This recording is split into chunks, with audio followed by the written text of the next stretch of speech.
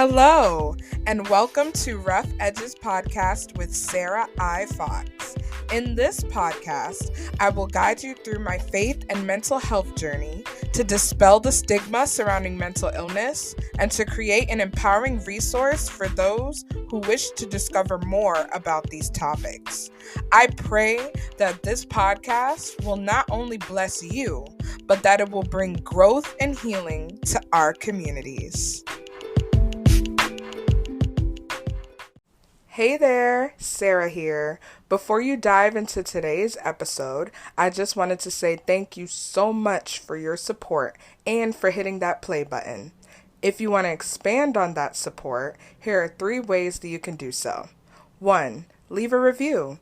If anything in today's episode resonated with you, or you want to share how the podcast changed your life, you can do so by leaving a review on Apple Podcasts or Podchaser. 2. Check out our shop. The Rough Edges shop is a faith-based, women of color-owned online shop where you can get a variety of products from tote bags, journals, t-shirts, crew necks, and more. 20% of the proceeds go to a mental health organization. So check it out at roughedgespodcast.com/shop. 3. Connect on social media. Rough Edges is on a variety of social media platforms, including Instagram, Facebook, TikTok, and more. If you want to connect outside of listening to the podcast episodes, you can do so on those platforms. If you have any more questions or want more information on the ways that I've just discussed, you can check out the episode description or stay to the end for more information. Now, enjoy your episode. Hello, everyone. Welcome back to another episode of Rough Edges. Today, I am joined by a very special guest. His name is Andrew Ramirez. Andrew is a certified high school counselor. He graduated from the University of Miami and Rutgers University. He's a proud hubby and daddy of 2, and he's also diagnosed with Bipolar I with psychotic tendencies and PTSD and OCD. Welcome, Andrew. Appreciate you having me today, Sarah.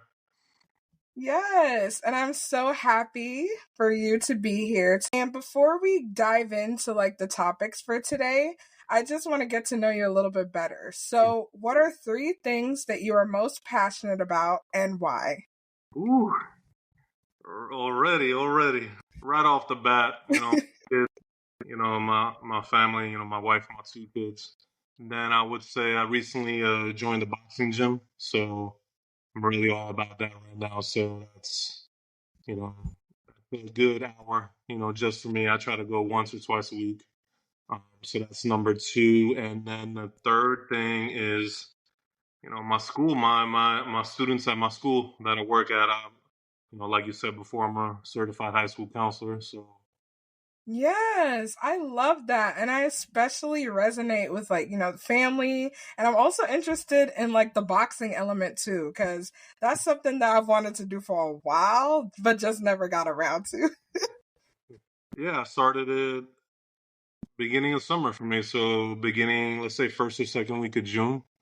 I've been on I don't know if you want to call it a weight loss journey, but something I've always been into ever since I was a little kid. So it's definitely been on my bucket list. And it's very humbling. I'm not exactly a little person. So when you're in the class with 40 other people and you look around like, I'm not gonna win 39 times. So it's I definitely appreciate that part. I really do. I really respect it. Nice, nice. Well, hopefully I could also try to start my journey as well, because it's much needed. So, Andrew, I know that you are a mental health advocate, and I know that you've had a journey of your own. So, can you tell me more about your mental health journey and how did you first get diagnosed? So yesterday or today is my 7-year anniversary being officially diagnosed. So I know for a fact that 7 years ago this day I was in the hospital. I've been thinking about, I've been wanting to write a post, what am I gonna say? And, it's wild to think 7 years ago, my life changed forever. Um, Hospitalized first full blown manic episode that first time. 6 months after that, I was hospitalized again for suicide ideations. And then I always talk about my third one, my last one. It was August of 21. My son was born in April, and I was hospitalized in August. So yeah, man, it's a lot. And my wife asked me, is it emotional? She said that to me, yesterday, and I don't know if I don't know what the right word for it right now. It's just, when I think about 7 years of being diagnosed, I really think about the beginning. Beginning was a lot. I get off leave, I go back to work. And I think my uncle, one of my favorite uncles, passed, and just it was downhill from then. And to be able to be in that darkness for so long, for not just months but for years. Um, I think back and I feel like I'm sure you can relate. There's certain moments in life where you're like, damn, how did I do that? You know, how did I? And that's when for me, I had prior to overcome a lot, but when I look at that, I'm like, man, I don't know if I could do that again. And I always talk about my daughter. My daughter was young; she wasn't even a year old, and to be perfectly honest, she wasn't in my life during that time. Honestly, I doubt if I would be here right now, and that's the truth. So people say, when you have kids, your life changes, but it's, in my opinion, is pretty accurate because, like I just said, she wasn't there in that perfect time. I really doubt I would be here, and that's the brutal honesty. So, Mm. Wow. I really appreciate like the transparency that you have to even like begin to share about even like a journey of like 7 years, because that's a pretty significant amount of time to be like managing bipolar disorder, and not only bipolar disorder, but it's like PTSD and OCD as well. So it's like it's just a big milestone in terms of like all that you have been through and all that you have learned to like heal through. And it's just very inspiring. And I just also love how like the element of family and community has just also been like a pivotal role in like how you were able to heal through it. Cause like you just said, like if it wasn't for your wife and kids, like you don't know where you would be today, you know? And so that's a crucial element of it. So I appreciate that a lot. absolutely. Personal, obviously, this is very personal, but I feel like there's some in our community have said this before that, they don't have their voice yet. They're in the dark and they're struggling a lot. And, if I could just resonate with one, then I feel I did a good job tonight. So that's how I look at it. Yeah, absolutely. I agree. It's all about like touching in that one person with your story. And it doesn't even have to be like so embellished, because sometimes we think we have to have like, oh, this huge, like heroic, epic journey, like I made it through type of thing. And it doesn't have to be like that, you know? It's absolutely correct. Yeah. So I appreciate that for sure. And as you mentioned, at the time of this recording, yesterday was your 7th anniversary of, being diagnosed with bipolar disorder. So I would like to ask, what were the most beneficial lessons that you learned in managing bipolar disorder? And what are some things that you're still working on in terms of managing it? I think in the beginning, finding out, hearing that diagnosis, I always talk about hearing that moment. Like I was I was relieved, and I was relieved in a sense, like, damn, finally, I have an answer. Now, because just I didn't, you think but you really don't.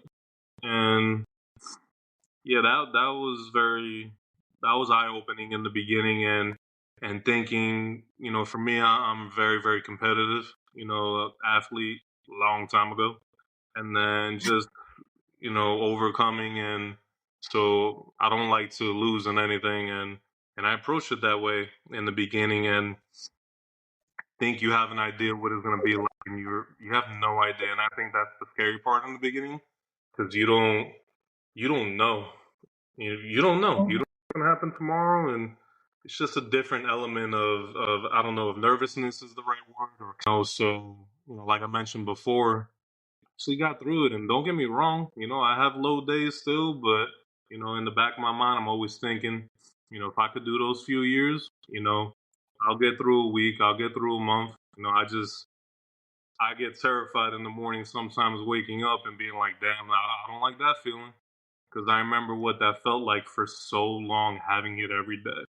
So Mm, that's probably something I learned. Just if I could get through that dark, then it's not always going to be pretty, but I could get through it. This is a big one, and I've spoken about this before.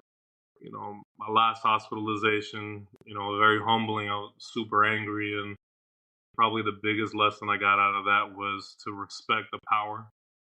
I always talk about that. You have to respect the power that these diagnoses has over you, and you think you're doing this right and you're doing this right. Well, guess what? You just got knocked on your butt. The next day, and how are you gonna react? So yeah, mm, I was really angry because I felt like everything was going well, and before you know it, I'm back in the hospital for it. So mm, really honing in on that and that you swallow a lot of pride when you go through which I'm sure you can relate. You go through something like that. Next one I have is feeling like when I got out I needed to do more, and it was a frustrating feeling because like damn, what else more can I do? Is I'm doing this, I'm doing that, I'm doing all 10 plus different things every day and switching it up. And I took on sobriety. I mentioned before, I know that wasn't the answer. It wasn't the magic piece. I noticed how, drinking hard one night, how much I had to overcome, 5, 6, 7 days of just medication and just a mixture. And it's a lot, and I didn't want to admit that. I know that was a concern for my wife, and, having to bring something else, and like I said, you think you're doing everything, and I had to do more. I had to bring a different element, and that's what that is to me. And I think I am 750, 60 days. So I think I was 2 years August 7th. Yeah, I mean and it's not done. You always getting better. You got to get better, and as you people like me and high functioning, and it's not peaches and creams every day.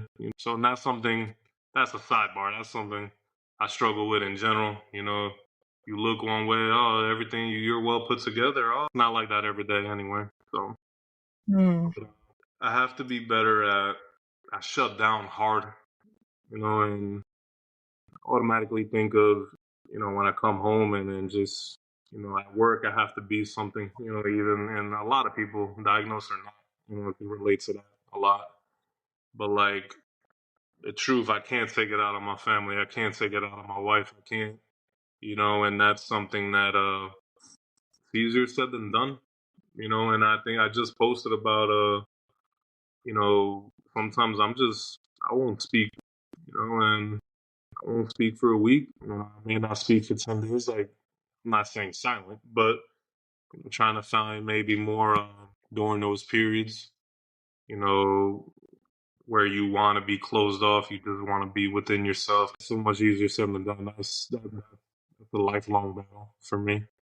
Yeah, wow. Like you just said so many like amazing gems just now. And the first thing I want to point out is like when you first got your diagnosis, like when you said it was like a relief. And honestly, I really like that because a lot of the times it's like, at least for me in my experience, I was so angry. because I was like, how do I even have this? Honestly, I do love that it was like a sense of relief for you because a diagnosis is like information about what's going on internally, right? So I always say like your diagnosis is not an indicator of your character. It is just information of what you're going through. And I really appreciate also how you were saying like about being so well put together or high functioning. Like that is just a myth. That's just not like an actual thing. Because it's like high functioning, yeah, it's like, okay, I'm doing all these things despite my disorder. But that doesn't mean that I don't have those down days. It doesn't mean that I'm not depressed anymore or I don't get hypomanic or get into mania, you know? Like just because it seems like I have it all together on the outside doesn't mean that it's all together on the inside some days, you know? So I appreciate you bringing that up for sure. Very true. Very true. Well put. So speaking of like down days, I wanted to ask you, like what helps you in managing depressive episodes? Routine. I was actually just on the phone with one of my cousins, catching up with her, and that just randomly came across in the conversation, and super important for me. Like it's number one without a doubt. Staying on a routine, being consistent.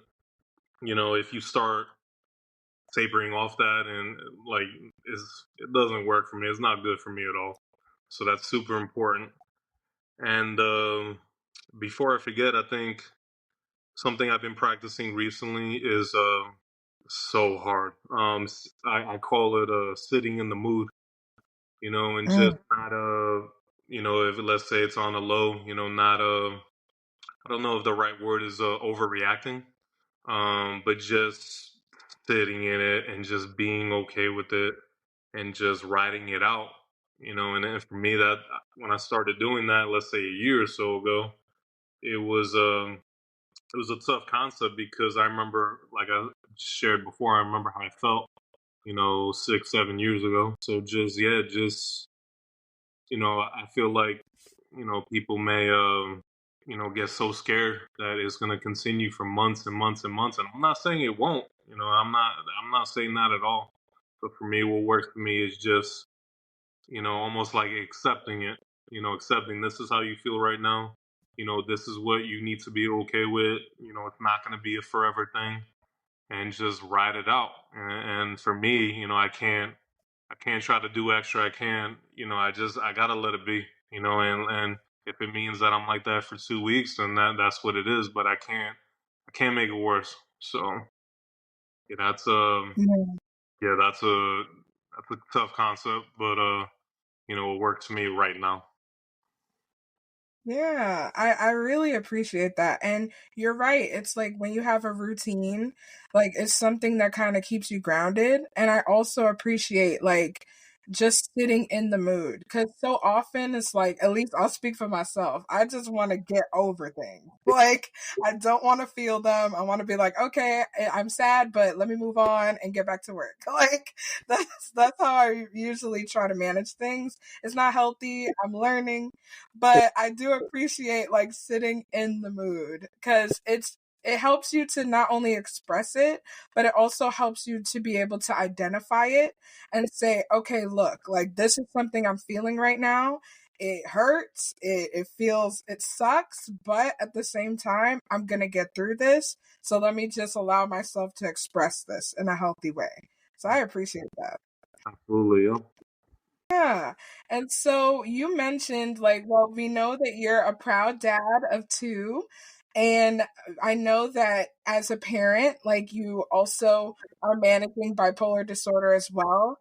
So, how do you learn how to balance being a dad and also managing your own mental health? It's hard because like I mentioned before, my daughter being so young, and she's that one person. If it wasn't for her. But I just didn't want to be inadequate, and I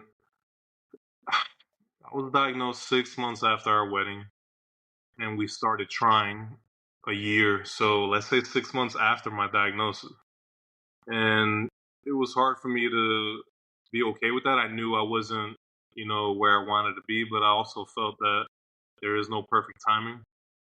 And I didn't want to hold back, just because of my, at that time, recent diagnosis. So, and I respected my wife, and I respected what she wanted as well, before all this happened. So, I really felt like, I didn't want to hold back. So, I mentioned, my daughter being so young, and just that's my motivating factor, and even, going from one to two. The truth is that was a heated discussion. I know other people have different number of kids, but I wanted that companionship for my daughter, and all that. I guess my point is I didn't want me to hold back on other people, and whether my daughter, my wife, to have all of that. I'm like, you know what, I'll figure it out. And then, like I said before, he was born in April. Really changed my approach. I mentioned sobriety and just other things that I brought to the table, and it's one of those things. Yeah, I may not be feeling well, but I kind of flip it in a way that I always joke with she'll probably hear this and laugh. My secretary at work, on the way out, she's the last person I see, and I always joke around with her. And I'm like, "Eh, off to my real job now," because work is work. That's easy to me. When I go home and be a dad, and like, being a bipolar dad, it's even more so. Like, I take it super seriously, and yeah, I'm not, the A plus dad. I'm not saying that at all, but I know what I once was, and I know what I want to be, and Yes, wow. I love that. And I admire that resilience that you have because it's like, regardless of what's going on, you're like, I'm still going to show up for my kids. I'm still Mhm. going to give them that security Mhm. that they need, And I really admire that because a lot of the times people do use it as an excuse. They're like, oh, I have this and I'm treating people poorly. I'm not taking care of myself because of this thing. And so I really am so happy to hear that you really selflessly put your kids' needs ahead of your own. And that also in turn motivated you to grow and be better for them and for your family. And so that is really, really like noble. So thank you for sharing that. Absolutely not. No, don't get it twisted. I have a lot of limitations. You know, Yeah, There's you're still trying. I'm sure there's some of my family and friends listen to this. They're laughing right now, but nah, no, it's just I just take being a dad really, really seriously, and I know one day, my daughter being older, probably her first, I'm gonna 15, 16 years old.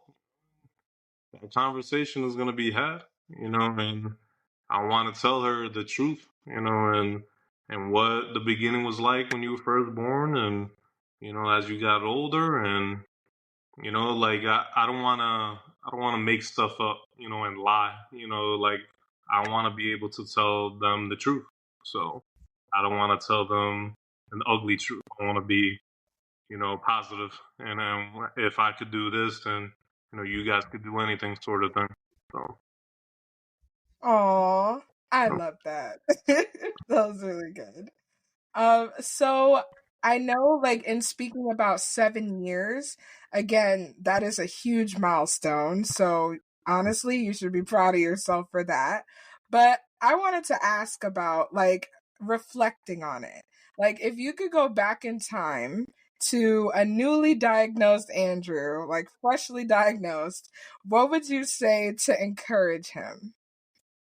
I mean, it was so dark in the beginning, just waking up and how I felt, going to work, and just I got to do it all over again. And I had mentioned before, like during that time, the happiest I was 5 minutes when I got in my bed.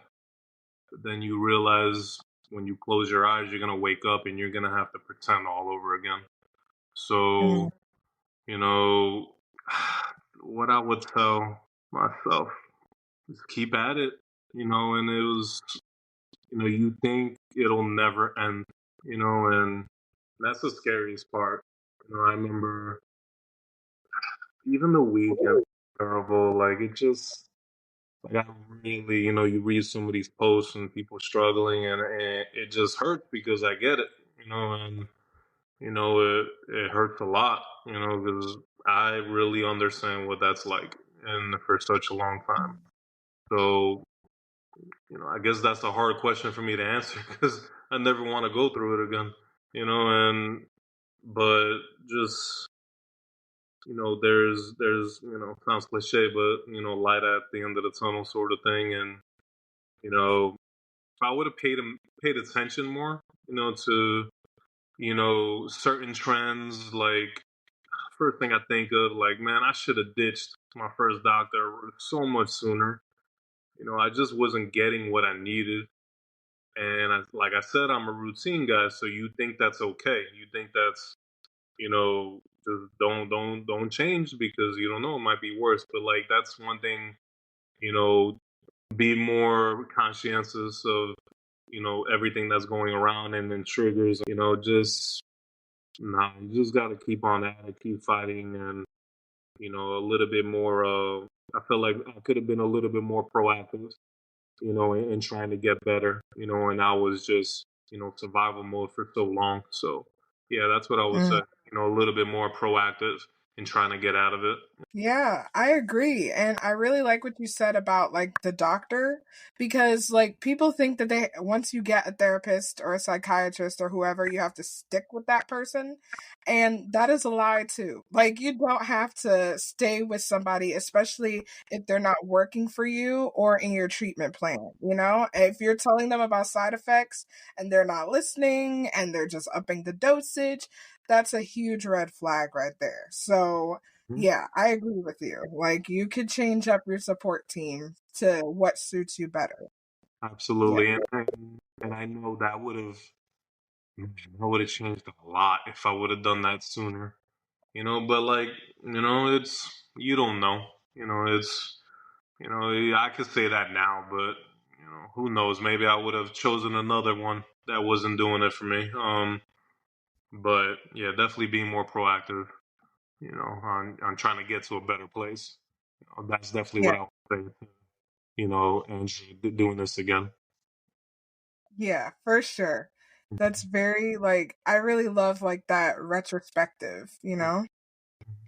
So, another question that I was very interested in asking you, it's more geared towards like how mental health is portrayed in the media or in society. So, if you could change one or two things about how bipolar disorder is portrayed, either in media or society, what would you change? I've I've said this since like day one. The idea that and I feel like that this is more me because of you know I'm not a little person. I walk in a room, you're gonna notice. I'm what, 6'3", 265, something like that. So the when you attach that stigma that I'm diagnosed bipolar, I must be bonkers. I must be crazy and dangerous, and it really bothers me. I guess not more so now that I'm more open and willing to speak and advocate that I could say something or I could react a certain way, and people say that they're there to support, but in truth be told, if something happens and I react a certain way, you're gonna look at me different, and you're gonna automatically pin that these are all my different diagnoses, and what can I be doing better, or yeah, man, I'm not okay with any of that at all right now, and that goes for everyone, like blood related or non-blood related. Like I'm not about that, because it's very, very personal to me, and you don't know what I'm going through. Saying, why are you going to look at me that way because you think you know something about me? So, Right. No, I agree.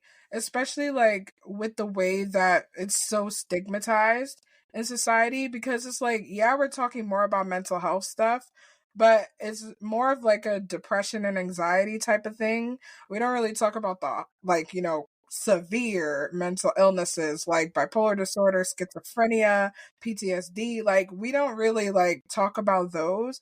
And so it makes it harder for people to have a safe space to be able to talk about these issues. And I like what you said about like appearance. Like people would just look at you and be like, you're not bipolar. Or if you act a certain way, then they'll be like, oh, yeah, like definitely, you yeah, know?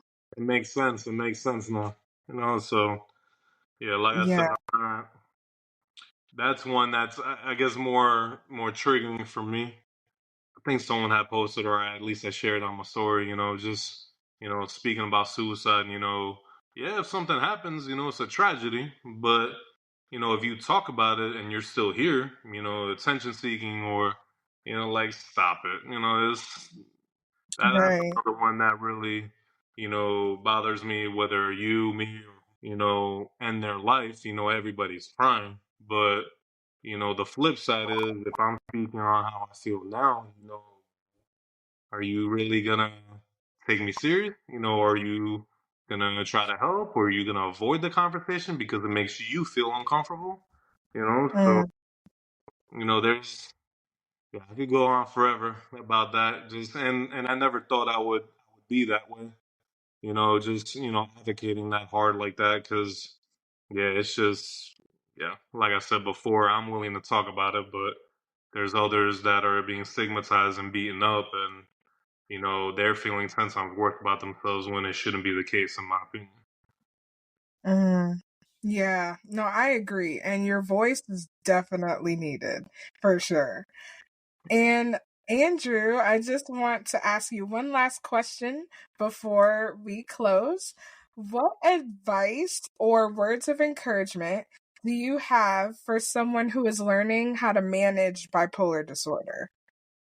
Another tough one. What would I say to someone I'm trying to help?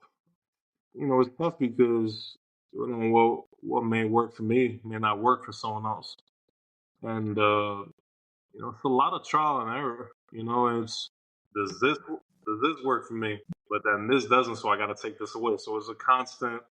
It's a puzzle.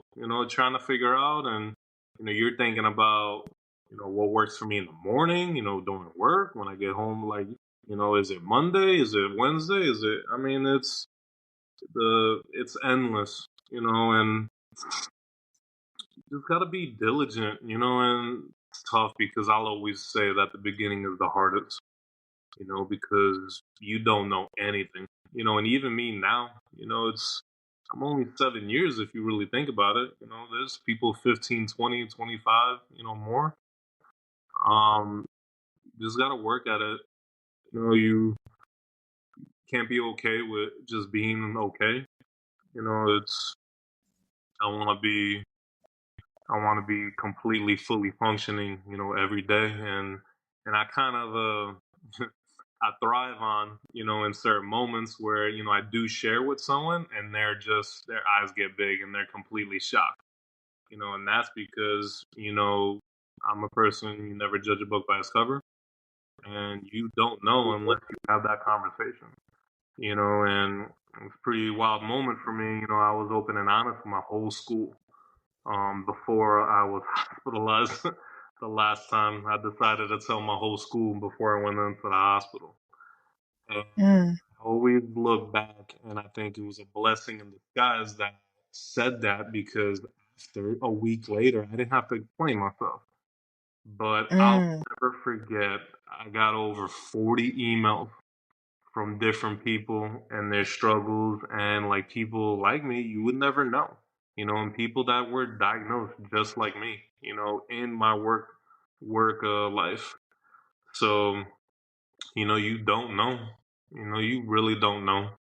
You don't know what other people are going through, and And I guess for me, when I'm in my office with a student, I give them that respect, because yes, I'm the adult, but I was that age. And I said that to one of my students today.